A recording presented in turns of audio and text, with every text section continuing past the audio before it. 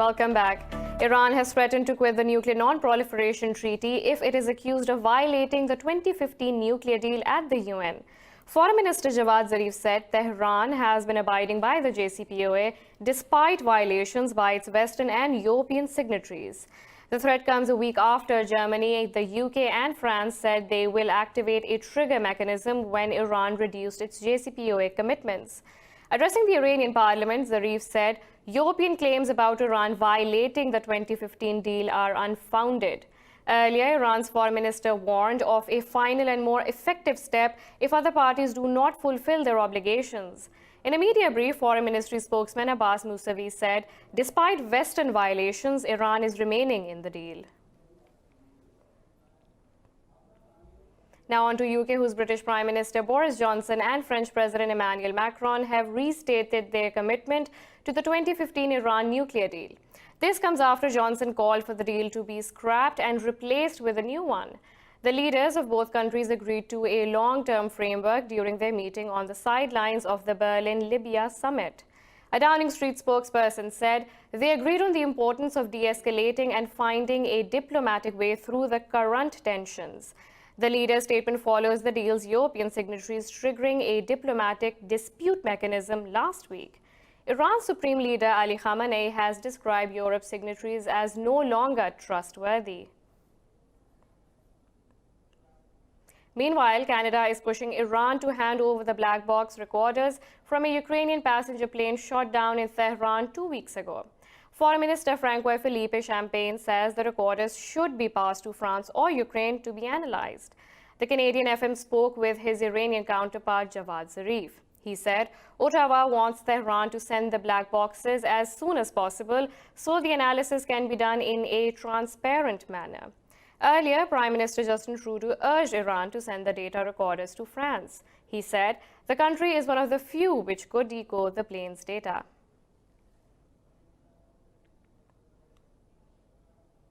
In Germany, world leaders have endorsed a UN arms embargo on Libya at the Berlin summit. The different sides agreed to end the role of foreign powers in the country's war as part of a wider plan to end the conflict. This report has all the details. With over 100,000 people killed and 1 million displaced, the world has finally turned its attention to the conflict in Libya. Rival camps and their foreign backers met in Berlin for a summit to find a way to end the long-running war. Gathered together by Germany, presidents of Russia, Turkey and France, among others, signed a plan to stop interference in Tripoli's affairs. We have to make sure that all the parties involved in the Libya conflict speak with one voice. And that was the goal of today's conference. Because then also the parties inside Libya will understand that there is only one non-military way to a solution. And we have achieved this goal. Libya's UN-recognized Prime Minister, Fayez al-Sarraj, and the commander of the Eastern Forces, Khalifa Haftar, also appeared at the gathering. However, they refused to meet each other, but did agree to set up a military commission, a step towards a lasting ceasefire. The UN Secretary-General, Antonio Guterres, stressed a widespread support for the ceasefire. We need to have a ceasefire. We have a truce. And one central question is that all the participants today committed to support the ceasefire and committed to put pressure on the parties to the conflict for a full ceasefire to be reached. Speaking at the conference, the US Secretary of State Mike Pompeo said he hoped Libya's major oil fields will now be reopened. Khalifa Haftar's military closed eastern Libya's oil ports before the Berlin summit. For more on this development, we are joined by Joel Shalit, journalist based in Berlin.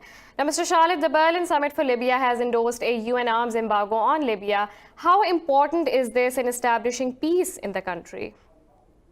It's a nice gesture, but I don't think it's going to have any practical consequence given the diverse number of suppliers that help fuel the conflict. Also, one must remember that the Libyan civil war, which is now nearly a decade old, has been heavily fueled by domestic arms supplies that were accrued during the Gaddafi period. Libya has had one of the richest stockpiles of military weapons in North Africa and in the greater Middle East. It's not unlike Syria in that regard. So it's a cosmetic gesture. It's more than anything else. And the main problem is going to be finding a way to halt the third parties involved in the conflict outside of Haftar and Sarraj's forces acquiring weapons on their own, regionally. One must remember that nearly a third of the country is still controlled by various militias under neither faction's control. Now, Mr. Charlotte, you described it as a cosmetic gesture. Different world players have agreed to end their role in Libya's war as part of a wider plan to end the conflict. Now, what are the chances of the major players keeping the agreement they have just signed? The two primary foreign players in the conflict are Turkey and Russia. And Turkey already has troops on the ground. They've brought both their own troops and elements of their own, Syrian Foreign Legion to help defend the incumbent UN-recognized government. We didn't hear anything about Turkey withdrawing those forces as part of those agreements, and we should keep our eyes out for any announcements of Turkey withdrawing those troops. Similarly, the Russians have a history of putting down mercenaries such as the Wagner Group in trouble spots like Syria and not taking responsibility for them, saying they're private contractors when in fact they are an arm of the Russian military and they are executing Russian foreign policy. So jury is still out as far as Turkey and Russia are concerned. I think it's very important, again, vis-a-vis Syria, that we look at many of the same dynamics being at play in Libya as we do in Syria, with many of these same actors behaving exactly the same way. Thank you for joining us, Joel Charlotte, journalist based in Berlin. Now, moving on, Russia says its air defense systems have repelled a drone attack on their base in Hamaim in Syria's Latakia Governorate. Russia's defense ministry says no one was hurt and was damage reported.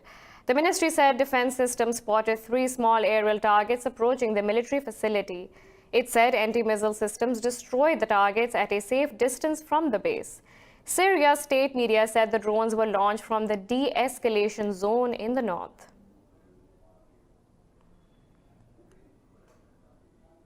The Palestinian Liberation Organization says the U.S. is trying to turn the future Palestinian state into Israeli-controlled cantons.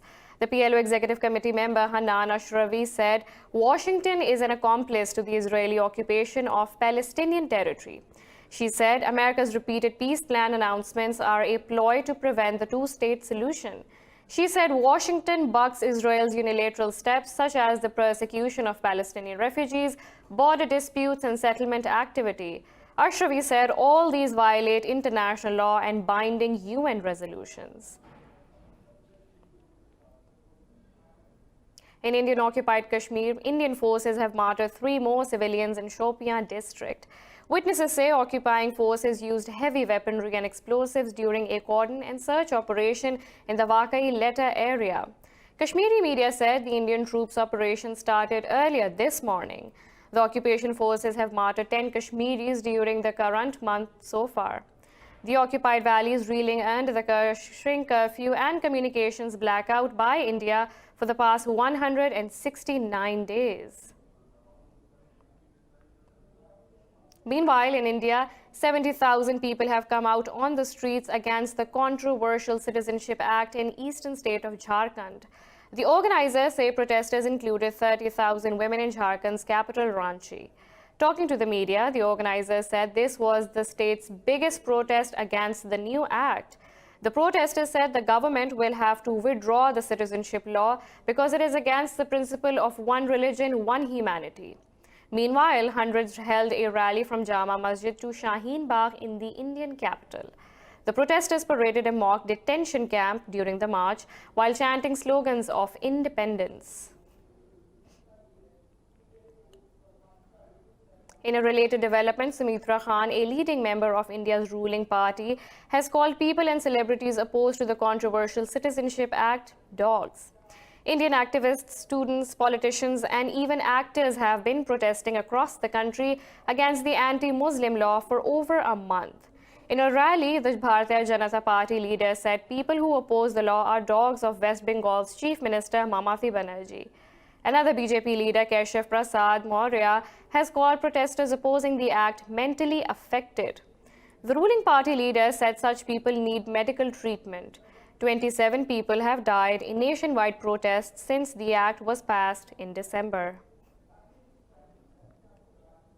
In Bangladesh, a court has sentenced 10 members of the banned militant group Harkatul Jihad al-Islami to death. They have been convicted for the 2001 bombings in the capital Dhaka that killed 8 people and wounded over 50. During the verdict, 4 of 13 accused were present in the court, while 6 were tried in absentia. In its final decision, the Dhaka Metropolitan Session Special Tribunal acquitted 2 of the accused. The plot ringleader and Harkatul Jihad al-Islami chief Mufti Abdul Hanan was hanged in 2017 for his involvement in a separate grenade attack.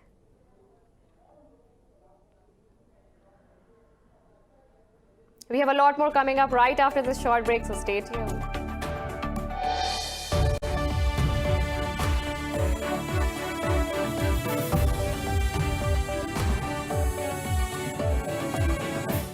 Welcome back. China's President Xi Jinping says the country would curb the spread of an outbreak of pneumonia caused by a new coronavirus. State media quoted the president as saying that people's lives and health should be given top priority.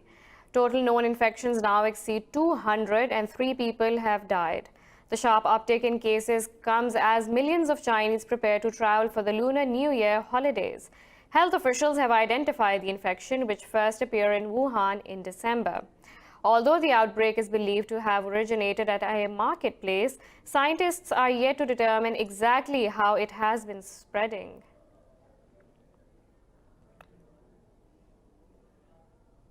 Exiled ex-Bolivian President Evo Morales has named his party's candidate in the upcoming elections for president and vice president.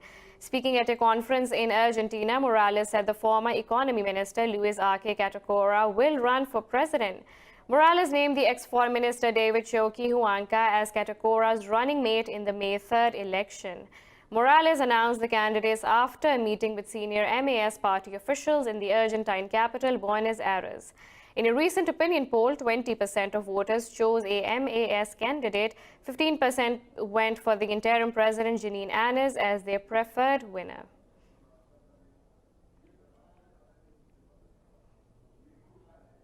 In the U.S., 4 people have died and 20 others have been wounded in 2 different shootings in the states of Texas and Missouri. Police say 2 people were killed and 15 wounded in a shooting outside a Kansas City bar. They believe the shooter is one of the dead. Officials in San Antonio, Texas, said 2 people died and another 5 were hurt by a shooting in a club. Police say 1 victim died at the scene and another was pronounced dead later. Police are still searching for the suspect. In the U.S., 2 police officers have been shot dead in Honolulu on the Hawaiian island of Oahu. Authorities say the incident happened in a residential district near Diamond Head, a popular tourist destination. The man who fatally shot the officers then barricaded himself inside a house after setting it on fire. Officials believe he has now died. Police said they closed the streets in Diamond Head near Waikiki Beach and are investigating now.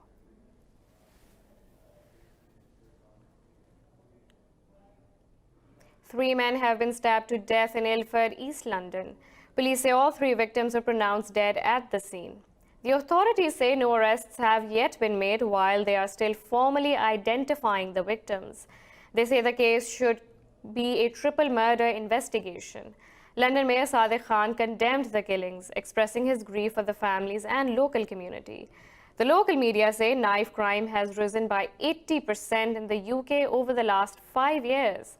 That includes 40,000 cases in the last 12 months.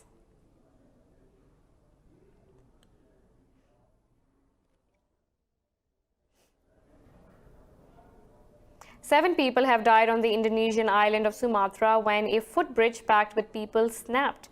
The police say some of the victims fell into the overflowing the river below and drowned, while 3 more are still missing and feared dead.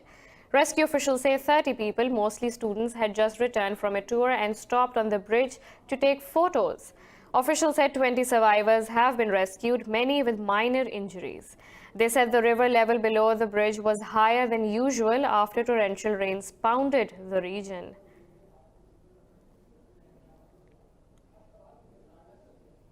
Three people are killed after a fire erupted in a pipeline owned by Nigeria's state oil company in the commercial capital, Lagos.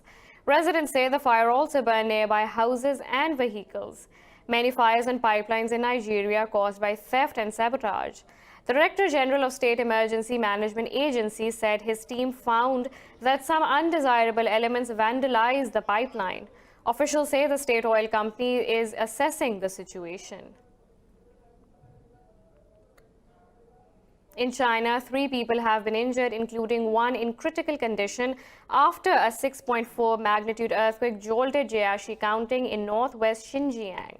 The earthquake left over 17,000 households in the country without power and stopped 9 passenger trains. Officials say some houses collapsed, but relief work is underway. China's earthquake monitor said the quake struck at a depth of 16 kilometers.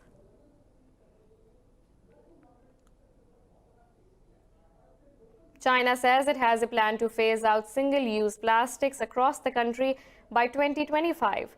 The country's National Development and Reform Commission says it will reduce plastic pollution across China by 2025. The new policy says non-degradable bags will be banned in major cities by the end of 2020 and in all cities and towns by 2022. The restaurant industry will also be stopped from using single-use straws by the end of this year. China produces more than 29% of the world's single-use plastic. The government says it will promote the use of degradable products instead.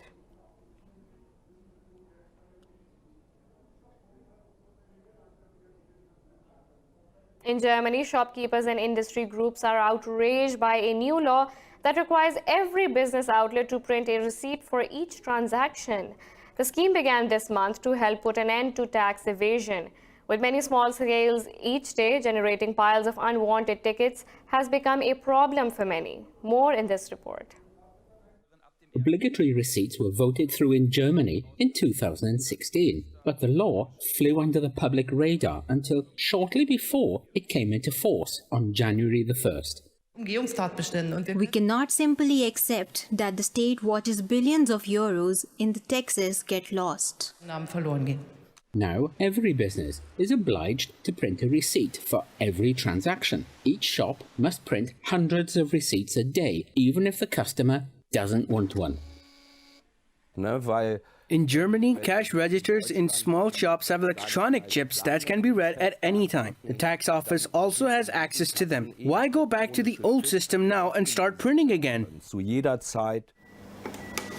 Many think the idea is bad for the environment.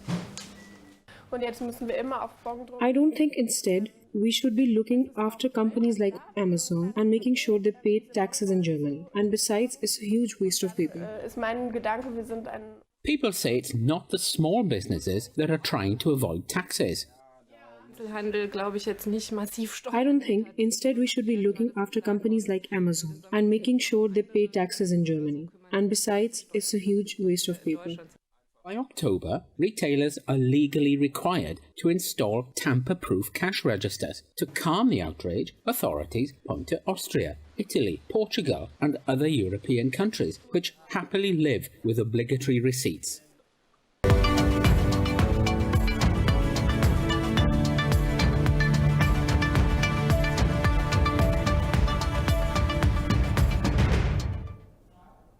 Stock markets across Europe are trading lower as policymakers and business leaders gather in Davos for the annual World Economic Forum.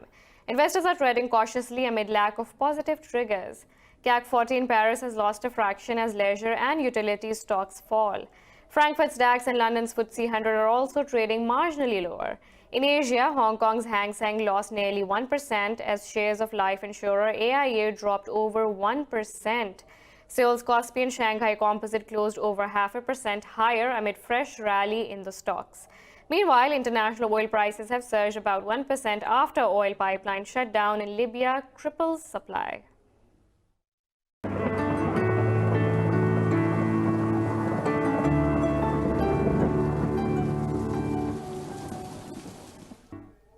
Storms have brought heavy rain to the fire-hit regions of eastern Australia, but authorities say the bushfire crisis is still far from over. More severe storms have also been forecast for the fire-ravaged states in the next few days. More than 80 blazes still burn across New South Wales and Victoria State despite the downpours. Melbourne and Canberra have been hit by heavy hailstorms, with hail as big as golf balls witnessed in some areas. In the meantime, a huge dust storm has swept across towns in the central west of New South Wales.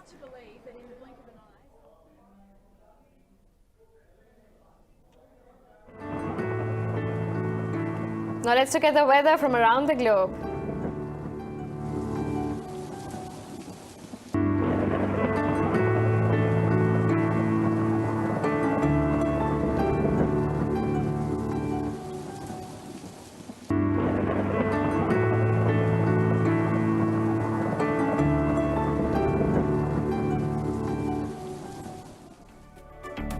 This is all for now. For the latest updates, you can follow us on social media at indus.news.